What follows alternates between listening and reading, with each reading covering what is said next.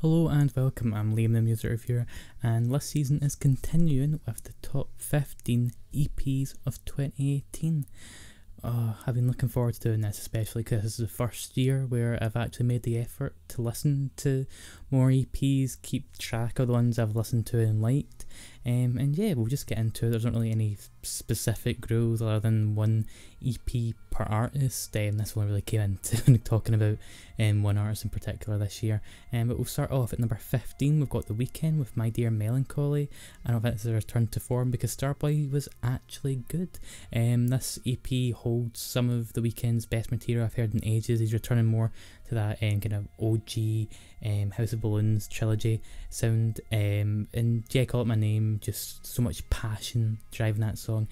Hurt You as well, just there's something sort of just really like kind of sinister about it while still having just that lovely melody and just catchiness that makes The Weeknd's music so good. Now we have Aphex Twin at number 14 with the Collapse EP.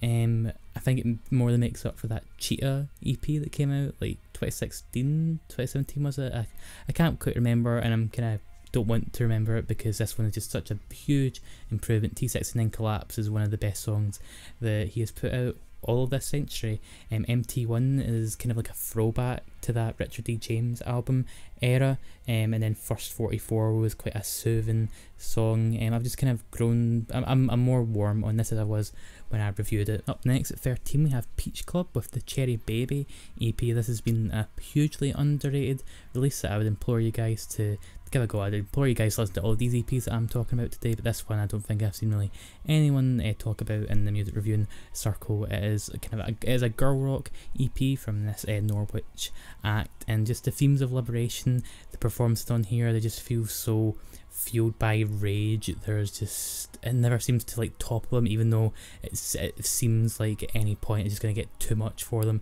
and they're just going to just lose it, and that kind of gives it a sense of excitement, it gives it that sort of edge, and I just can't wait for this to be sort of adapted into like a full length release. Can't wait to see these girls keep it up because they've done real good here.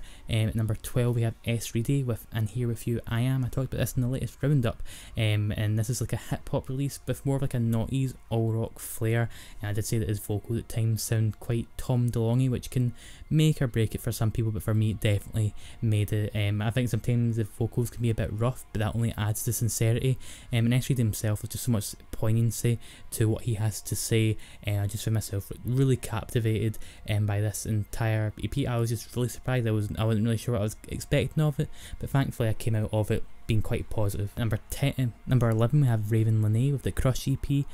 Raven, she's just, is it Ravens or Raven? I can't even remember at this point, but she's bound to be the next big R&B star. Her pipes just so smooth, her delivery can be so, like at one point so sensual, at other point so heartfelt, at other points just like both in one. It's really kind of something that not a lot of singers can pull off, but I just love hearing her sing about anything and everything. Steve Lacy, who does a good chunk, if not all of the production if I'm remembering correctly, he is also great on here, but I do think that Raven, no matter the producer, like she'll manage to keep impressing us, and like I say, I can't wait to see what she does next. I do think it's going to be kind of like the next big name that we can expect in 2019, maybe 2020, to come out with something that's going to catch a much wider audience. Now we're in the top 10, and we're going to start off with Boy Genius with their self-titled release. This indie supergroup just impressed a fair bit with this debut project. The fact that the three members, Julian Baker, Lucy Dacus and Phoebe Bridgers, all come from different sort of singer-songwriter backgrounds, but all mesh in so well. The song Bite the Hand is just proof of that. Extremely powerful. The chemistry is the main draw here, and as I said, like they come from different backgrounds, but they just come together just remarkably. I think they could probably top this as well, which is why I'm so excited to see whether or not this will be something like maybe like once they all bring out like another solo project that will return to this. It'd be exciting to see that sort of develop and be sort of a mainstay, because I think like I don't think people are wrong with liking this to the extent they do, because I'm definitely on board with it. At number 9 we have the Kira Bonito EP called TOT EP, or the One True EP is what I think it stands for. I reviewed this earlier on in the year, and I've talked about Kira Bonito so much this year that you guys are probably sick of hearing it, so I'll keep this kind of short. But this is just sort of like our first proper taste after Only Acting of like the new flavour of Kira Bonito. It was darker, it was rougher, but it still had that, like, there's still that sort of like wholesome centre in the middle, but I think the contrast just sort of just makes that stand out sort of all the more. Just it makes it a lot more interesting to me, and I think I'm maybe preferring this route that they're going down. It'll be cool to see if they change this up every now and then, but yeah, something like Only Acting is just a fantastic noise pop song. The One True Paths, it's like warbly synth, again has this dark sheen that's counterbalanced by Sarah's cute vocals.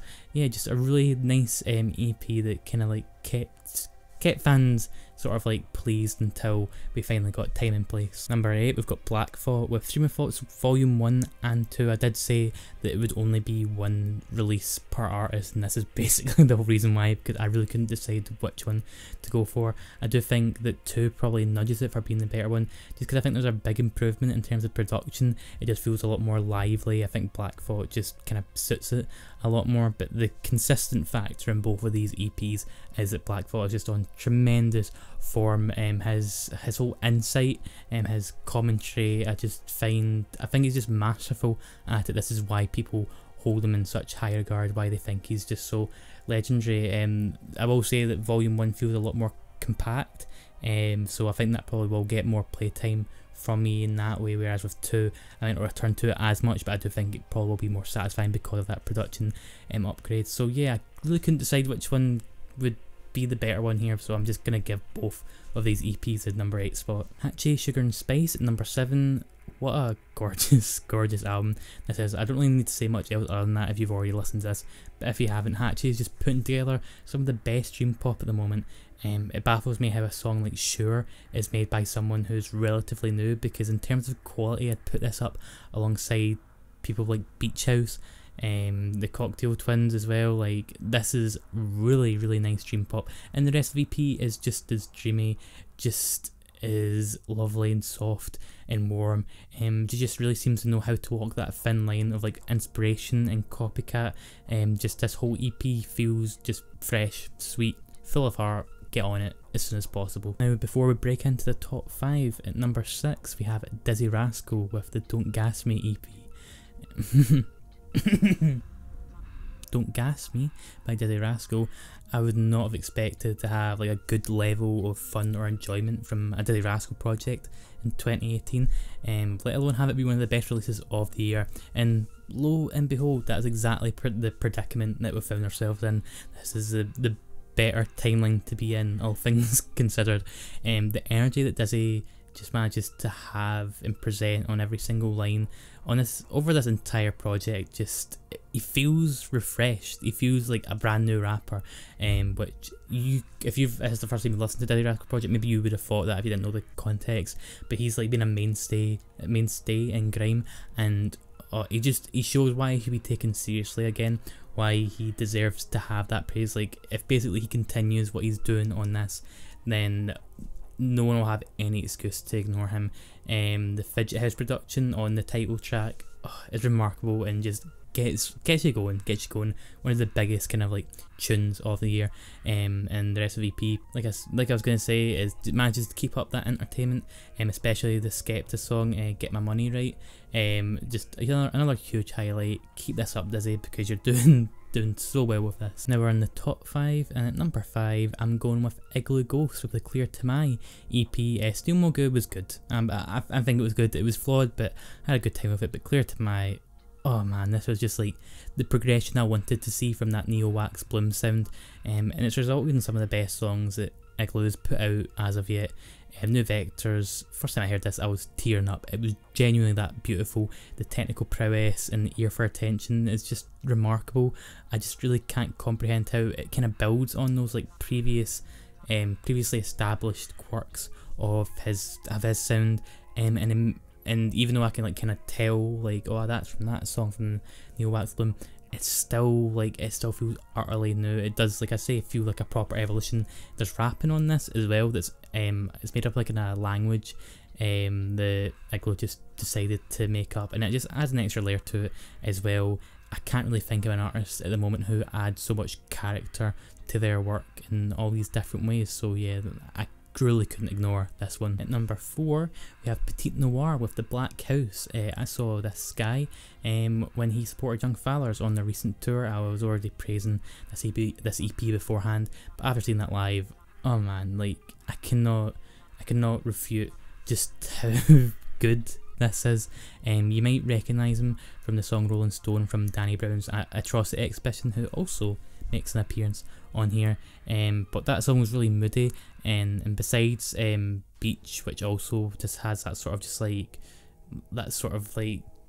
jadedness and just like standoffishness, the rest of this EP is just super energetic and upbeat, which is something you probably would expect from like an African art pop fueled EP. Blame Fire, it's just perfect art pop in my opinion. It is so damn nice, and same can be said for the rest of this release as well. Just really bloody good. Sometimes you can't describe it other than that. So if you're sleeping on this, then stop fooling yourself here, please. Oh, top 3 time. And in the bronze position, we've got Shygirl with the Crow Practice EP. This is a debut project from Shygirl, who does more sort of industrial hip hop club, and it's one of the most creative and unique things I've heard all this year. I'm really struggling to compare it to anything that I've heard in all of 2018. It's maybe like a more like deranged and darker Sophie album, but with that in mind, like Shygirl just manages to come up with all these anecdotes and narratives that really just kind of show managed to match how dark it sounds with just how bleak that society can be. Like I think using this whole sort of setting of like a club to show how different environments bring out, or not even so much bring out, but people use them to excuse their behaviour or whatever, like that whole kind of like this. There's a lot of like kind of like sleazy guys on this, and there's a track where Shygirl kind of like takes on like I guess the right term would be like a Black Widow sort of role, where like she just seems like someone to be someone that you don't want to fuck with basically, which I found really damn cool.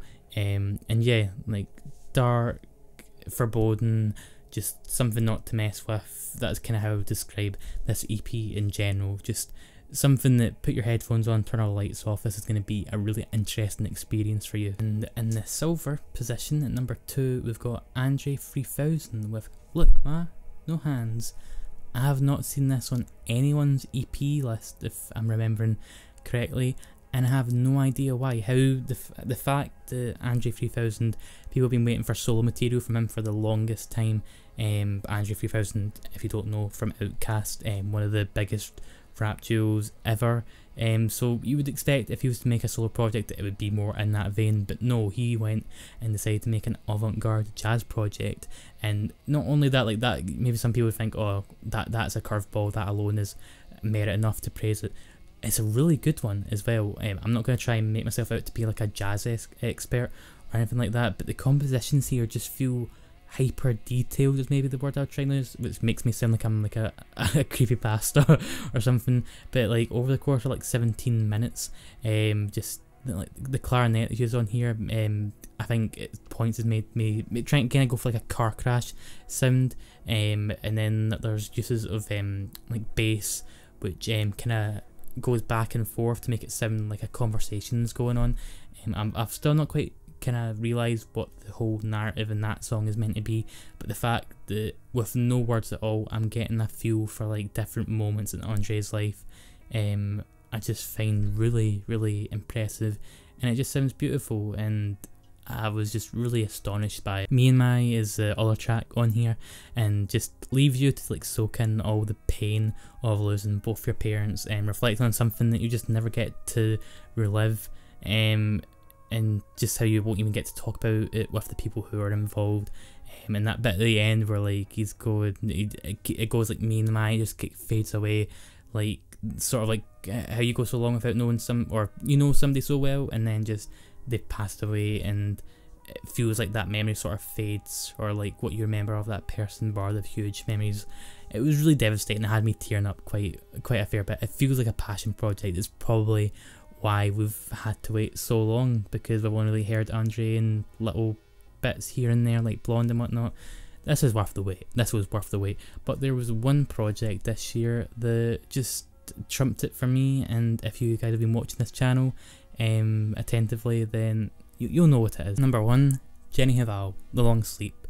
Yeah, Jenny just hit it out the park with this one. I kind of went in with like kind of decent expectations. I'd listened to Apocalypse Girl and I enjoyed it quite a little bit, but she seems to replace the ambient pop of that release for these lusher vistas. There's like this bleak, beautiful sax and joyous, light-hearted keys, and just these utterly hypnotic vocals that all come together throughout this whole release that just, man, I was just sort of astounded by it. So much versatility going on here. Throwing experimental art pop, electronic, jazz, spoken word. This EP tries to do so many things, and in my opinion it succeeds in doing all of them pretty damn well. It just shows Jenny Hval as being a really multifaceted artist, and she talks about art a fair bit. Her analysis is just super interesting, how we consume it, how maybe sometimes we aren't so aware of the art, just the metaphors that are used, especially with like the dreamer and all that. I think is just beautiful, to put it simply. I don't really want to say much else because I'd love to see what everyone's like different interpretations are, but I think the from my interpretation I was pretty satisfied with it, and I think that over the course of the 4 songs on here that Jenny just does tremendously. Yeah, that just the whole lyrical core of creativity, and just how she manages to show off that pretty effectively with the range throughout is just damn good. And the fact that like the lyrical side of things and from a songwriting standpoint as well, like they're both as strong as the other. It's just a real tour de force, and for me it's the best EP of 2018. So thank you guys for watching. I've had fun compiling this list and all the other ones, so next time I'll see you guys is hopefully in a few days when I'm doing my top 100 songs of 2018. That's going to be a big boy. I'm going to try and make it as short as I can, but that is going to be a big boy. But I'll see you guys then. But let me know what your favourite EPs of the year are as well. Let me know how much you agree with this list, and yeah, I'll catch you guys very soon. As always, stay safe and stay hydrated.